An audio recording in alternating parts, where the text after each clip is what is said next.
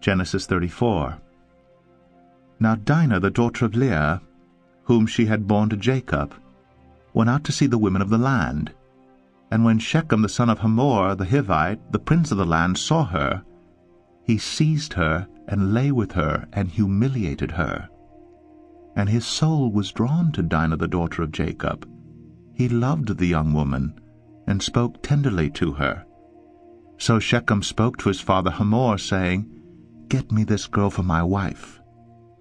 Now Jacob heard that he had defiled his daughter Dinah, but his sons were with his livestock in the field, so Jacob held his peace until they came. And Hamor the father of Shechem went out to Jacob to speak with him.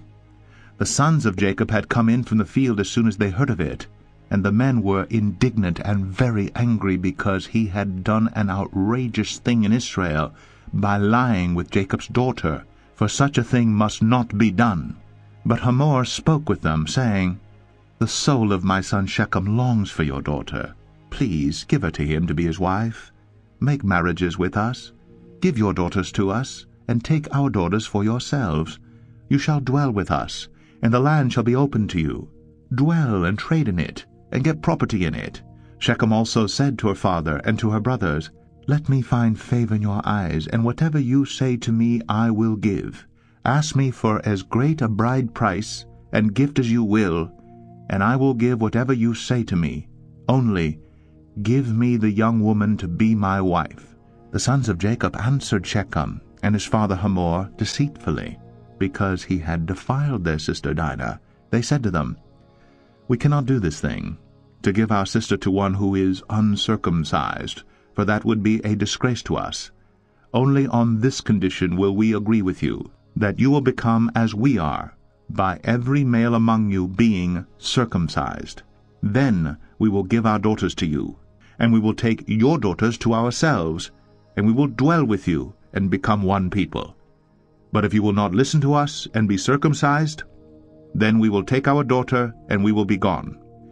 Their words pleased Hamor and Hamor's son Shechem.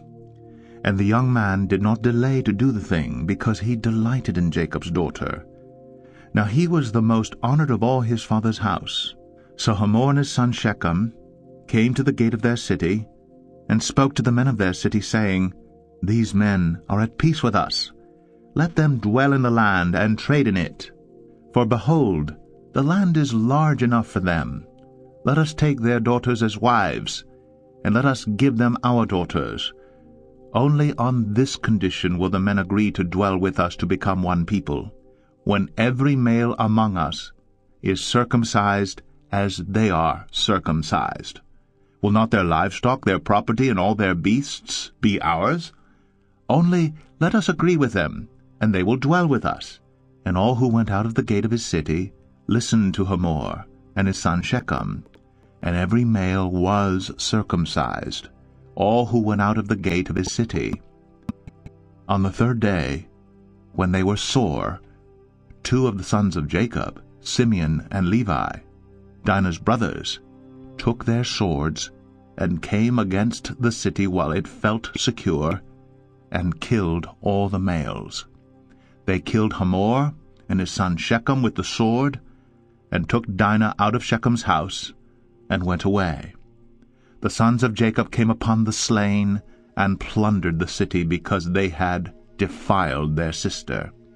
They took their flocks, and their herds, their donkeys, and whatever was in the city and in the field, all their wealth, all their little ones and their wives, all that was in the houses, they captured and plundered. Then Jacob said to Simeon and Levi, You have brought trouble on me by making me stink to the inhabitants of the land, the Canaanites and the Perizzites. My numbers are few, and if they gather themselves against me and attack me, I shall be destroyed, both I and my household.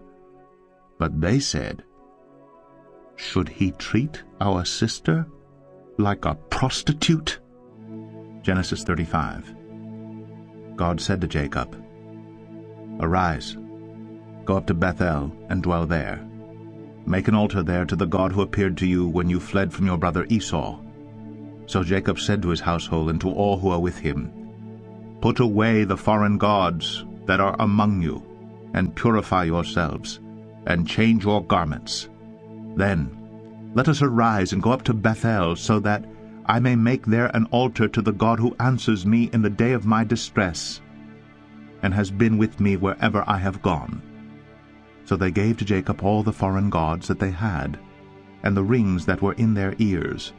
Jacob hid them under the terebinth tree that was near Shechem. And as they journeyed, a terror from God fell upon the cities that were around them, so that they did not pursue the sons of Jacob. And Jacob came to Luz, that is Bethel, which is in the land of Canaan, he and all the people who were with him.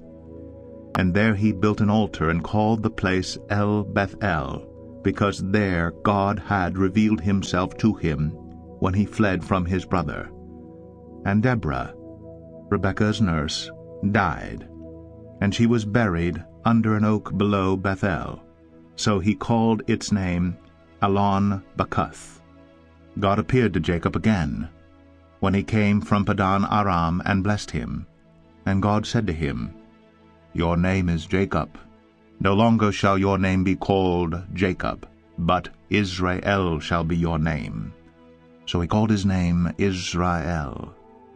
And God said to him, "I am God Almighty. Be fruitful and multiply. A nation and a company of nations shall come from you, and kings shall come from your own body.